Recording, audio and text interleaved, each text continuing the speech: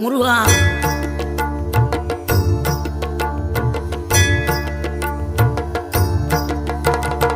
ஆறுபடை வீடும் அருள் வழங்கும் முருகா அருகே நீ ஓடோடிவா மூவிரண்டு முகம் சொலிக்க ஆறிரண்டு கரங்களுடன் ஆதரவு தர ஓடிவா ஆறுபடை வீடும் அருள் வழங்கும் முருகா அருகே நீ ஓடோடிவா